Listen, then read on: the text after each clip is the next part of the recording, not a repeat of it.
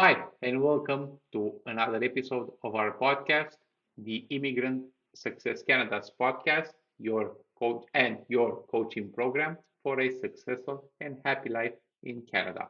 My name is Emmanuel Petrescu. I'm a co-founder and co-host of this podcast, and as always, the other co-founder and co-host, Charlie. Hi everyone, I'm Charlie Beck. And today we have a very special guest, Alana McIntyre. Thank you so much for being here. Thank you for having me. Before we get to introduce you and let you introduce yourself a little bit, I'd like just to mention our program again, a program called Immigrant Success Canada. And Charlie and I have discussed more details in previous episodes of our podcast. Charlie, would you like to tell the people who are watching and listening to us where they can find more information?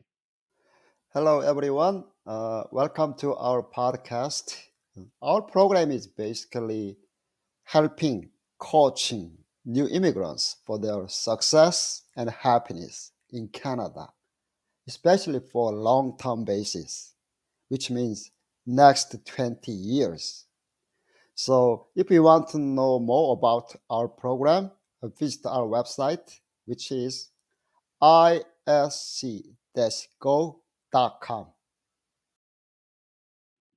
Thank you so much, Charlie. Now, back to our guest, Alana McIntyre. Would you care to introduce yourself to the people who are listening and watching to us? Who are you and what do you do? Well, I'm a speech language pathologist by trade. I work in Northern Ontario in Canada. I also am the owner of two businesses. The first business is a private speech language pathology company and was the first company that I started. The second company that I run is called Spark Rehabilitation, and it provides rehabilitation services, including speech language pathology, occupational therapy, physiotherapy, kinesiology, social work, massage therapy, and rehab and behavior support to a very large area of Northern Ontario or Northeastern Ontario. So if you were to drive from one end of the rural area that we service all the way to the other end of the the area we service, it would be approximately a 7 hour drive. Wow. And it's still Um, one province, right? that's right. And we serve, right now, I have about 57 people that work for me. Ooh. Oh, 57, wow. 57. Awesome. Because as we have seen from the title of this episode, How to Become a Successful Women Entrepreneur in Canada, the main focus of this episode would be just that 57. That's not, I'm assuming that's not an easy job. No, it's very exhausting at times. But Absolutely. rewarding, I also assume. Very rewarding, yes, because our job is to help people, and helping people is very rewarding.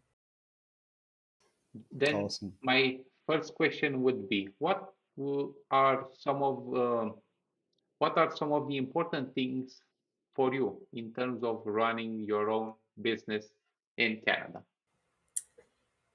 Well, Emmanuel, I think that question depends on whether or not you're asking how to start a business and what do you need to think about when you're starting the business. So if you're coming to the country and you're new to the country, and how do you start something, versus if you're here and you're trying to, like, for me, running my business, because I already had one in place and I was sort of expanding, is a little bit different than looking at starting. So are you looking at a startup, or are you looking at something that you're just looking to grow?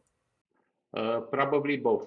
Our audience are people who are coming to Canada, some from at different stages in their career in life.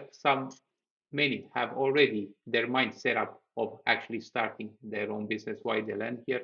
Others plan to start a career and then transition at one point in moving to having and operating their own business. And we know many people come from different countries, different societies with different traditions, and uh, woman entrepreneurship is not exactly something that they get accustomed to. That's actually one of the reasons we're doing these episodes as well, to show the possibilities that Canada offers and to give even more evidence if people are not convinced that Canada is the right choice uh, to come and live here. So from essentially both perspective, how do you see it as a woman entrepreneur, as a woman business owner? Because of course, I assume a lot. Things didn't happen exactly overnight, and it was a long process that included a lot of very hard work.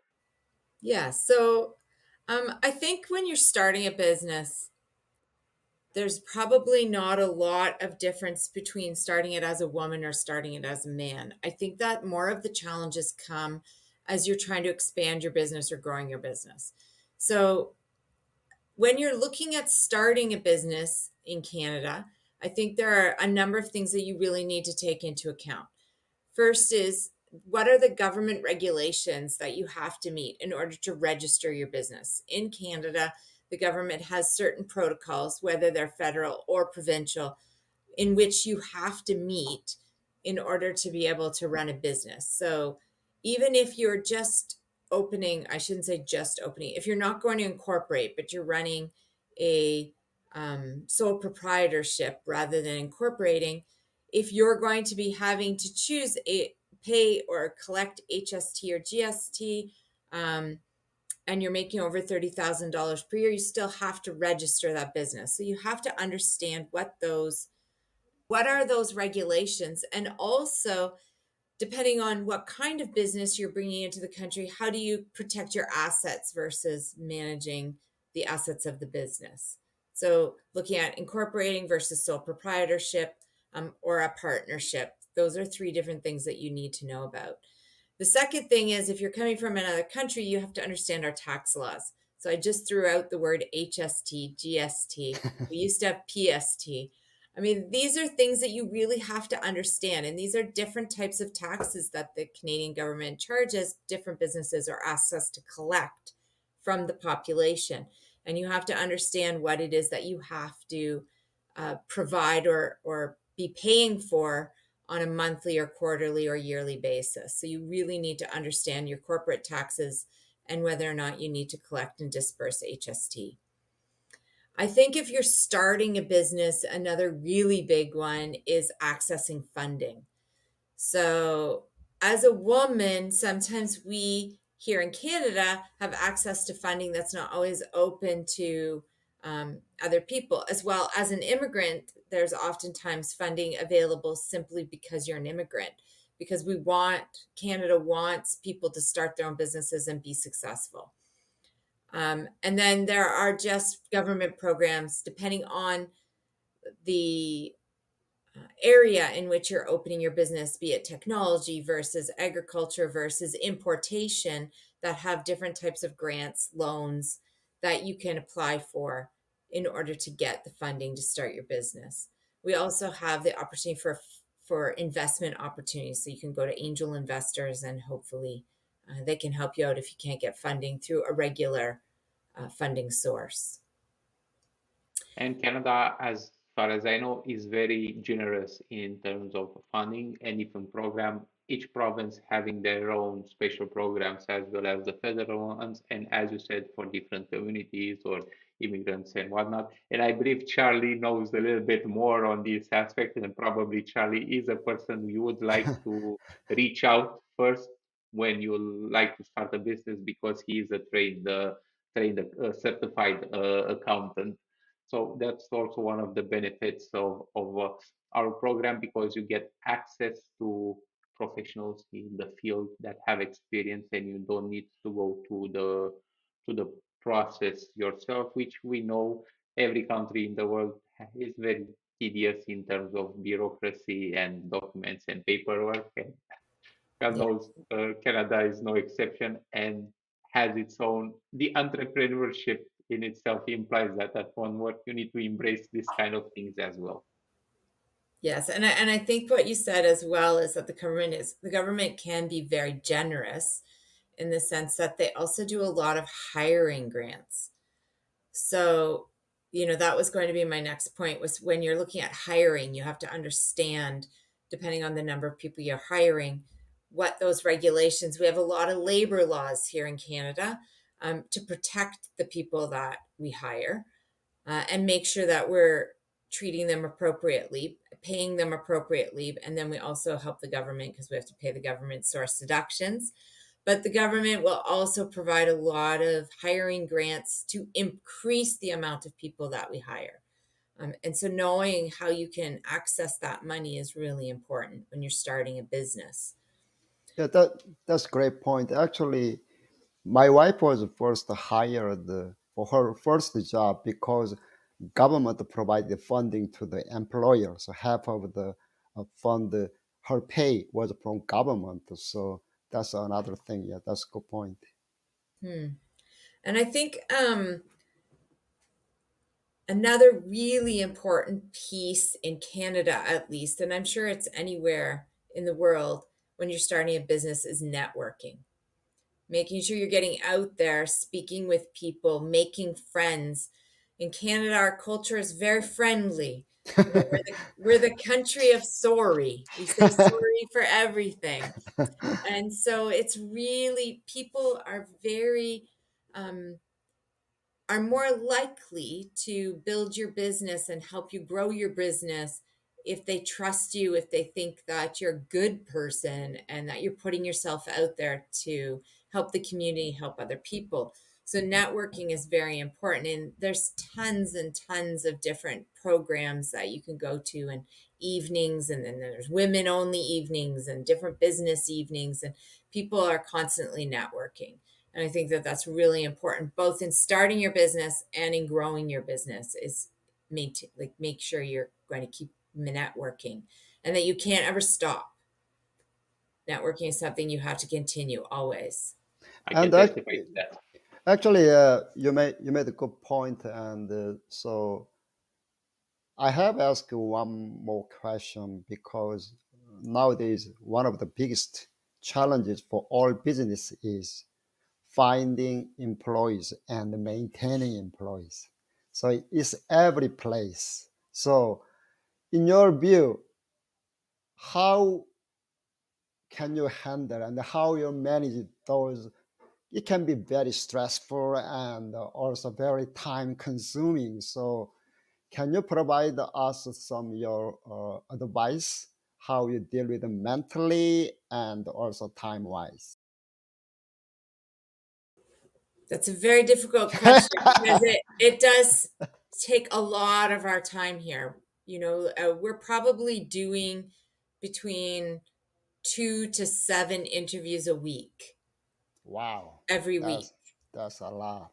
I think that it's really important to have processes in place, uh, both for advertising, for hiring, and also I think having processes in place on how to mark your questions. So, Charlie, you understand very clearly Interview. the Ontario government, they have a very strong marking.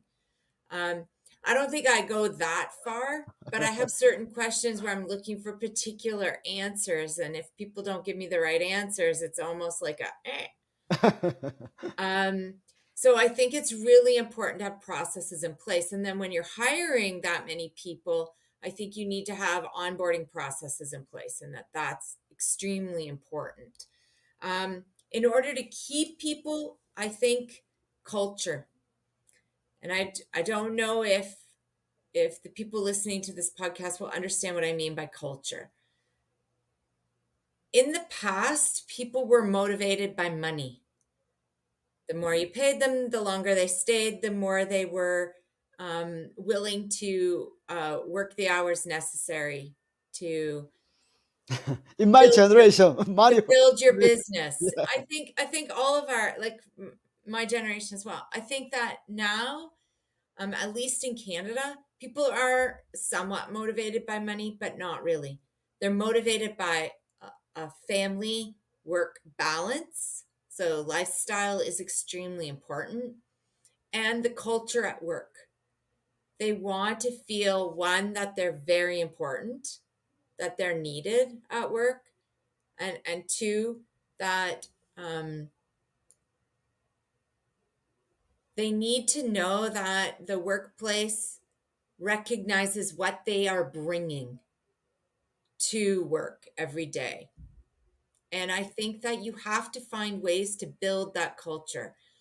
People want to be in a place or working for a place where they want to come to work every day, where they come to work and they feel good, they're happy, they have a purpose, they feel like they're building a greater purpose. And whether or not you're selling a widget or helping somebody with a disability, you have to find a way to build that culture if you want to keep people. No, that's a great That's so point. inspiring. You said you're hiring. I'll definitely want to work for someone, for a leader that says that. Thank you. I Thank think yeah, you. I think Elena's point is really resonate with me. So I know that my work government we always promote uh, workplace each other, we respect them and the value for their contributions. And for my wife's business, even though it is a small restaurant basis, but for the employees, they want to be treated equally and equal contribution like that. So it's every place nowadays. So we have to respect both. That's two ways, employers and then employees, both ways. Yeah, that's a great point. I really thank you for your advice. And I think that I'm not going to say that my business represents all of Canada, but I think that when we hire people, we generally keep them. And one of the first things I tell them is that our business is centered around family. And we look at that in three ways. The first is your own family. If your family is not well, you need to look after your family, because if you are worried about your family, you can't focus on what you're doing at work. The second is our clients and their families. We don't just treat one person, we treat a community, we treat a family. And then the third piece is your work family. We all support each other and raise each other up rather than push each other down. And that's what families do. And so we focus very strongly on family bonding across all levels of our life. Wow, that's awesome. Yeah, I think it's it's really difficult to implement it than saying, right? But actually, she's trying to do that, so that's great. Mhm. Based on this, coming back to running a business and entrepreneurship, what would be the pros and cons based on your experience, of course, of running the business and working for an organization, other companies? And again, from a newcomer's perspective, new or who has been here for a couple of years, why not?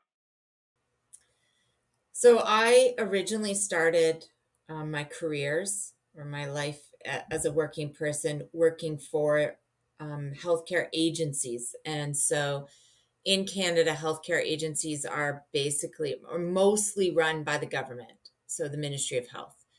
And so having worked for them and then moving over to private practice and running my own private clinic, I see huge differences. Um, and there are a lot of pros and cons to both, I would say. So if I had to say what the pros of running your own business would be, I think that um, the big ones would be autonomy and creativity. So it's mine. I can I can build this business the way I want. I can service clients the way that I see fit. And we really take that to heart because we look at in Canada, the Ministry of Health, their job is to get you good enough. My job as a private provider, I can get you as good as you possibly want. So there's a very large difference, and that is something that I thrive in.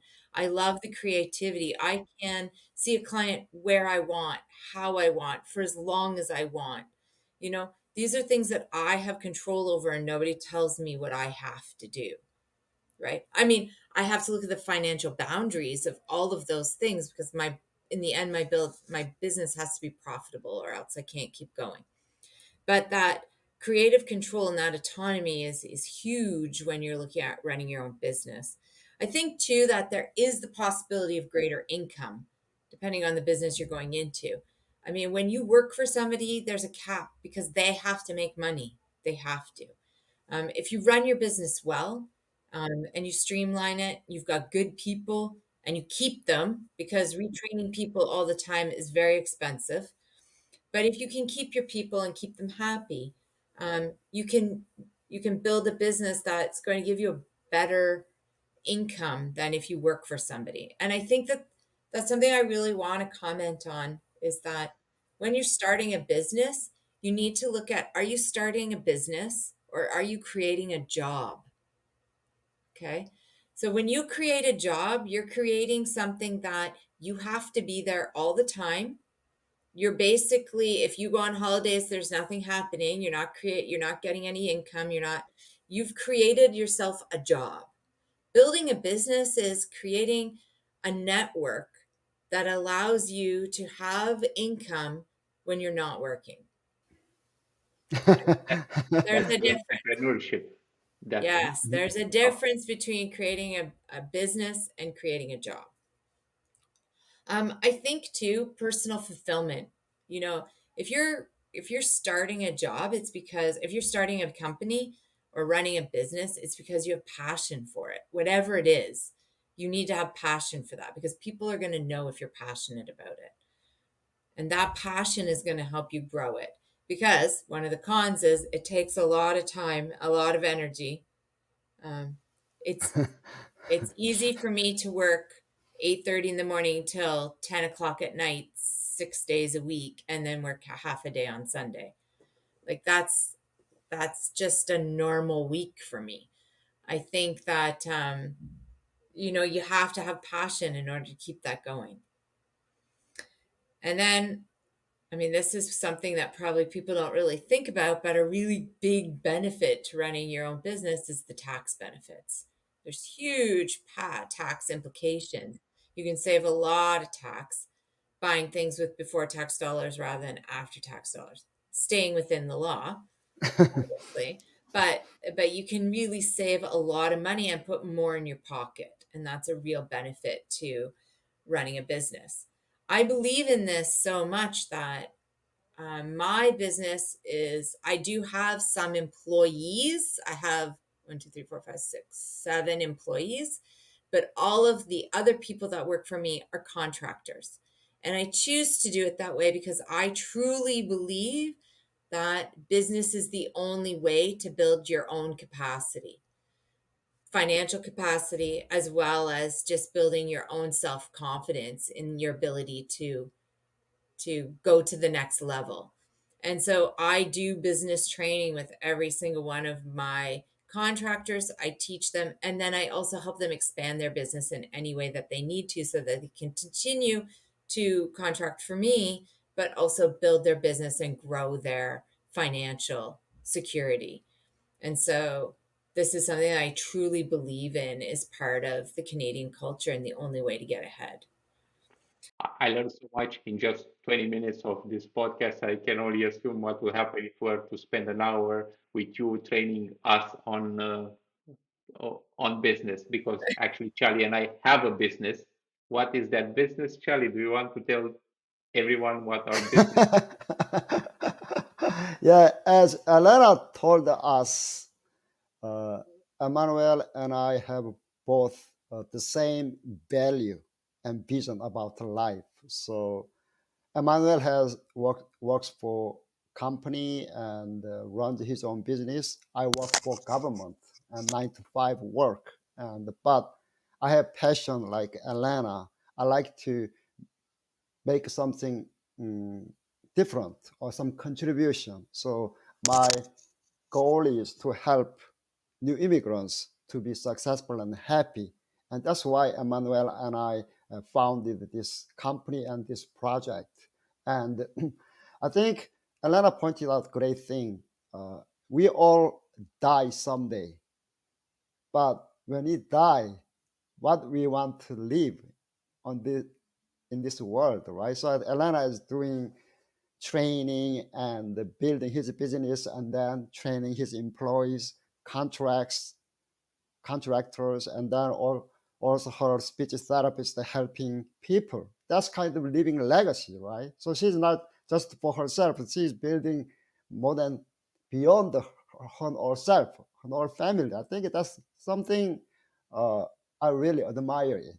And so that's one lesson I learned from today from Elena. And for that, congratulations, Elena. You are doing great job Thank for you, the Jared. community. That being said, I hope you'll visit us, Alana, again to be a guest on our podcast and to talk about entrepreneurship and business and to mentor and coach us and our listeners as well. Probably next time when we'll have 157 employees, why not? Thank you, Emmanuel. The only hope. I encourage everyone who's watching us to go to our website, which is isc-go.com, where you'll find all the information about our program, Immigrant Success Canada. As Charlie said, your coaching program for a successful and happy life in Canada for the next 20, 25 years and 125 years. You'll have access, more information about us, forms where you can contact us. In our program, you have access to um, great information that will help you have that success and happiness that we talk about. And on our website, you'll also find previous episodes, including these ones, links with our to our guests and so forth. So visit our website and tell us how much you like the podcast. Why not? That being said, my name is Emmanuel. And I'm Charlie Beck. Until the next episode, thank you.